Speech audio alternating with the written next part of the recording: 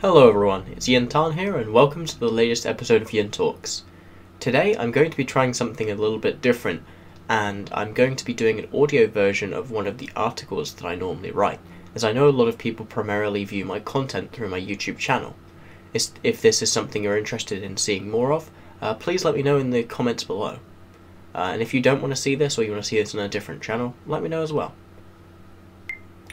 War Declarations, the mechanic behind Concord-approved Hisec PvP, has been heavily in the spotlight over the past 6 months, going from a single pain point amongst many on the EVE Online forums to one that garnered itself mainstream coverage, being mentioned in a massively OP article. This led to it being the subject of debate on various Discords, Reddits and talk shows where these sorts of things are often digested by the community at large.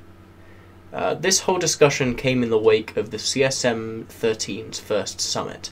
specifically page 12 in the minutes, where CCP publicly revealed what their data showed about the impact of Wardecs on new players, and this highlighted a key false correlation that a significant percentage of the community, and to some degree even CCP themselves, held about the impacts of Wardecs on the health of the game, and especially towards the activity of new players. It's been a long-held notion that players who are killed in PvP are more likely to stay in the game than those who don't, and data from CCP backing this up has been repeatedly shown to the community, and this has been in turn used as a kind of a default argument for all forms of PvP in Hisec, and especially just non-consensual risk that's being applied to new players, and as such it's been especially prevalent as an argument for Wardecs. The problem with that line of thinking is that it's fundamentally actually a non sequitur argument for Wardecs being good. It was assumed by the community at large that Wardecs led to deaths. However, this proved to actually not be the case once the data was more closely examined. Wardecs more often than not led to simple inactivity. One thing I would encourage the people listening to kind of think about, however, One thing I would encourage people to think about as they're attempting to sort of get their bearings with this topic is to not make value judgments about the people who engage in this gameplay, either as an attacker or a defender. It's very easy to get in the mindset that all people who don't want to be Wardecked are useless Care Bears who don't want any risk, and it's very easy to get in the mindset that all people who want to Wardeck are people who, only want to fight people who are defenseless. That's not the way that you should be looking at mechanics when you're trying to evaluate them. Doing that will make you only benefit one side over the other, and that's never good. You want to ensure that both gameplays can coexist, because that's how you get a proper sandbox. Instead of trying to preference one gameplay style over another, you should be aiming to ensure that both gameplays lead to healthy outcomes, so that the people who would choose to participate in either of those gameplays are able to then have a good experience and create good experiences for the other players on a whole. People are never going to be happy to be Wardecked and have their structures destroyed, but you don't want them to feel like there's nothing they can do about it, or that it's completely for no reason. You want them to have the ability to feel like they can affect the situation properly, feel like they have the tools to impact the sandbox. In my opinion, one of the main problems with Wardecs is that the system itself is a solution which masquerades as an elegant one to two separate problems, but in reality it's actually problematic for both. Theoretically, Wardecs serve as a solution to both structures and high security needing to be destroyed, and this is especially relevant now that we have moon mining in Hisec, but it also serves as a kind of theoretical safety valve for Hisec PvE, like incursions and level 4 mission running, from becoming too profitable and too safe. So those two things are what Wardecs are intended to solve in one mechanic. In theory, the way that Wardecs solve these two problems together is by allowing corporations to put all of their members and assets at risk in combat with one another. This unfortunately leads to the Wardeck system being fundamentally hard to tweak, as both players and structures are the same degree of vulnerable, despite the intent of the mechanic being to produce different outcomes to different problems.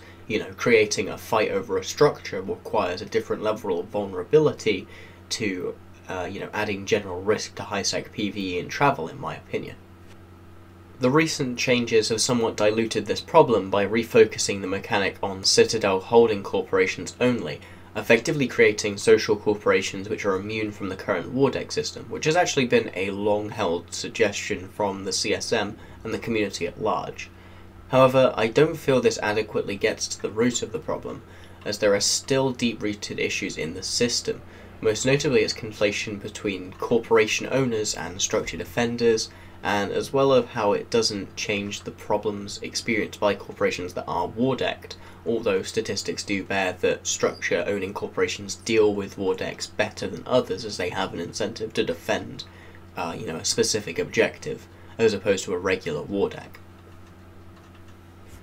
In order to properly ensure that Wardecs are dealt with in a manner that doesn't end up like the SOV system and need iterating upon in another 3 to 4 years, I feel that the best way to approach it is to exempt structures from Wardecs entirely, and replace the method of destruction that Wardecs previously offered with a more dedicated structure removal mechanic in Hisec. We even have a good framework to allow people to opt into combat with one another in a limited basis in Hisec to use as a starting point for this in the dueling system. In my opinion, there should be some sort of eviction notice structure that you could place on a targeted structure in Hisec, and open up a conflict that people can opt into on all sides. This means that you remove it from the Wardeck system entirely. You have people being able to choose to engage in defending or attacking it, but you're able to actually bring your fleets to that location. It would help, especially with stuff in like perimeter as well, in my opinion. It would help make those combats much more sandboxy and less based around gaming the Hisec Wardeck mechanics. Hopefully this separation of mechanics would also allow CCP to sit down and really refocus the War Declaration mechanic on its original intended purpose of making Hisec less safe, without it being used as a tool to overfish Hisec in certain choke points, most notably trading hubs. I'm sure we've all experienced the annoyance that is a Wardeck hub camping fleet. I have less solid ideas on how to fix this aspect of Wardecs personally, but I'd like to imagine we could see a day where Wardeckers have access to more intel on their targets so that they can actively go out and produce content, but their wars equally have to have an in-game casus belli. A system akin to kill rights for wars may make them feel more like they have a reason, as opposed to simply being a blanket risk applied to Hisec corps that garner any notice, although getting the balance right in this regard would be undoubtedly a very, very delicate balancing act. As I'm sure many of you are aware, I am a nullsec player, so you might be wondering what investment I have in the well-being of Hisec corporations and of Hisec in general, and why I'm kind of talking about it as opposed to SOV or the new jump bridges or rock calls or any other more pressing topic to my gameplay in particular. And this is especially true given that it's only about a month until the next CSM summit, and this tends to be an important time for me to reach out to the community and gather information and talk to CCP about things. And the reason for that is fairly simple. 70% or so of the game's population does play in Hisec, and whilst I don't conflate game population with community participation, as the majority of long-term, invested EVE players, the kind of people who are watching these videos, are in other areas of the game, it is fair to say that all long-term EVE players have to deal with Hisec in order to get to those areas of space, either going through Hisec to shop or through growing up in Hisec. And I think that that's the most important point to make. It's very easy for experienced players like myself to see how easy it is to not die to Wardecs and think that only people who die to Wardecs are those who,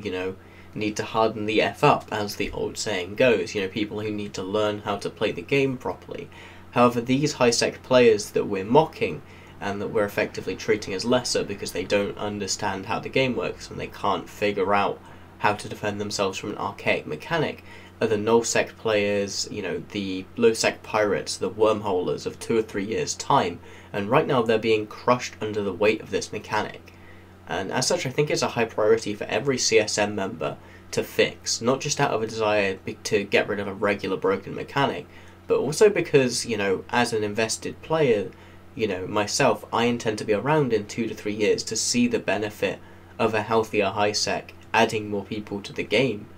You know, it would help produce new corporations and line members without the need for these massive newbie corps to take people out of the supposedly safest area of the game in order to properly care for them, as we see with Brave Newbies and Pandemic Horde. A lot of them will tell you that it's safer for their players to be in nullsec than it is for them to be in Hisec due to the, you know, the amount of wars that go on and the fact that there's nothing that they can do to police that area. I'd like to think that everyone can see the benefits in making sure that this newer player area, the place where people are supposed to be learning the game, are given good lessons, and I don't think that Wardecs teach newer players good lessons. And I'd like to think that the community itself at large can understand the self-interest in this area of the game doing well, as the more people who are able to survive and stick through Hisec, the more people who will inevitably go to all other areas of the game. It might not be something that's a direct benefit to you, but it will be an indirect benefit to the game as a whole over the long term.